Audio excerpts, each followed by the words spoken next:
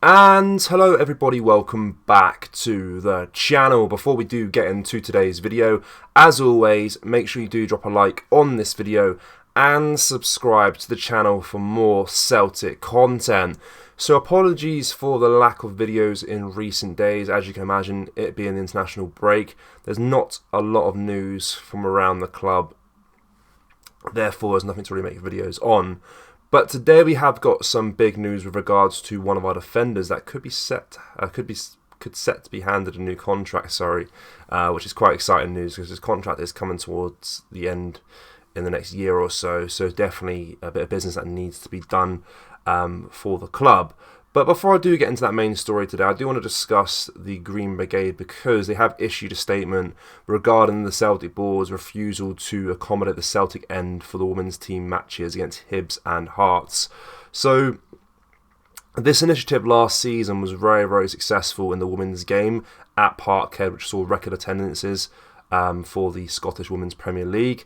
So CEO Michael Nicholson and CFO Chris Mackay have declined to support the plans this time around. So the statement expressed disappointment and frustration with the decision, highlighting the contrast between last year's collaborative efforts to promote women's matches and the current stance of the club's leadership. The refusal to facilitate the Celtic end, according to the Green Brigade and the Boys Celtic, appears to be a missed opportunity to continue building on the momentum and support for Celtic FC women, as well as to enhance the fan experience at Celtic Park. The groups accuse Nicholson and Mackay of being vindictive against a fan-driven initiative, prioritising other concerns over the potential benefits of a vibrant goal-end standing section. The official statement read from the groups. So despite our best intentions and efforts, the club has refused to facilitate the Celtic end for the upcoming Celtic FC women matches at Celtic Park. This is in stark contrast to similar matches last May where fan reps worked constructively with the club to promote the matches and draw record crowds. The decision has been taken by Michael Nicholson, CEO, and Chris Mackay, CFO. It is vindictive against the concept of the Celtic end, the fan groups behind the idea, and the thousands of fans who want to see some level of consideration given to goal end standing sections to rejuvenate a stale Celtic Park. Shamefully, Michael Nicholson and Chris Mackay would prefer for Celtic FC women to be detrimented than to have positive advert for the Celtic end. Ironically, this decision contradicts the club's statement following the cancellation of away tickets at the recent SWPL Glasgow derby, which decried others, undermining the promotion and progress of the women's game. At a critical time in both the men's and women's seasons, we have no desire to engage in public spat which may distract positive support for both teams. For this reason, as well as for unreasonable obstacles, it is regrettable that we will not attend the upcoming Celtic FC women matches at Celtic Park. So yeah, a very interesting situation going on here between the Green Brigade and Boys Celtic. Of course, they've had some issues, well, Green Brigade mostly this season with the men's game, of course, with the Palestine flags and stuff like this as well, which should kind of split the fan base down the middle, really. People will say it was one of the reasons Abada was actually forced to leave. But this one, for me, I think I would be siding more so with the Green Brigade. You want to enhance the experience at every Celtic game possible, and I think it seems like a good idea to have that standing section with the fans at the Celtic end and to enhance the atmosphere of the women's game. And of course, last season, record attendances for the women's matches as well, which is brilliant to see, but it's a shame that wouldn't be the case this year. I guess the question for you guys is, do you think it's a poor decision by Michael Nicholson and Chris Mackay to not allow this to happen? And of course, it will definitely give the team momentum as well when they see the crowd there supporting them as well, to perform better on the pitch and try and get the title as well. It is a shame, of course. But I want to talk about the main story for today, which is with regards to Liam Scales. So Celtic are in talks with defender Liam Scales over a new contract at the club, sources have told Football Insider.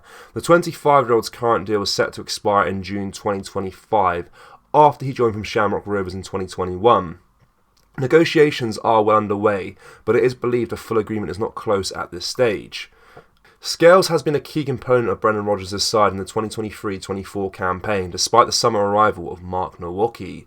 The Republic of Ireland international has started 27 Premiership matches in 36 total appearances so far this term, notching 1 goal and 3 assists. He is currently out of action with a training injury and missed the 3-1 victory over St Johnstone on the 16th of March, allowing Stephen Welsh to come back into the side. So despite the club opening talks with Scales, not everyone has been pleased with performances under Rodgers. Frank McAvenny, the former Celtic player, did actually state that he would prefer Mark Nowocki to start matches and should replace him in the side because he was not happy with Scales' performances. I would disagree with that. I think Scales has been a very good player for us this term in what has been overall a disappointing campaign, European, domestically and stuff like this, but I think Scales has been one of the shining lights in this team. Of course, not been great in every single game, but it's good to see a player come through and do so well. So the 25-year-old was playing his first season of regular first-team football for the Glasgow Giants after spending last term on loan at Aberdeen. Scales, who cost a reported £500,000 in 2021, has now racked up 59 appearances in Scotland's top flight after gaining significant senior experience in the League of Ireland.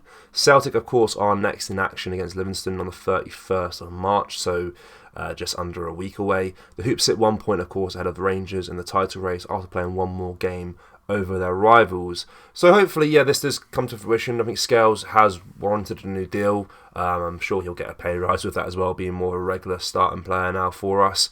And £500,000 for him as well back in 2021 looks like an absolute bargain.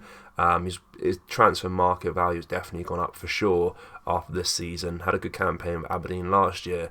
Not many people thought he would make the step up into the Celtic team, but of course Brendan Rodgers has shown faith in him, and I think it's fair to say he's definitely repaid that faith shown in him by the gaffer. So good news here, of course, is Football Insider not always the most reliable, but to be fair, they've been pretty accurate about some stuff in recent times. They're normally a bit ahead of the curve, and it's not a completely unrealistic story either that Scales would get a new contract. It does seem fairly likely that he will be offered a new deal. Of course, it comes to an end next summer after his 4 years is up at the club, and I think he definitely deserves a new deal as well, for sure. Even if the plan in the future is to maybe sell him on, but I think he's a good player for us, and I'm very happy with what he's done so far for us this season. But as always, I want to know your thoughts on everything we discussed. I'm really looking forward to going back to club action now. I'm so bored of watching international friendlies.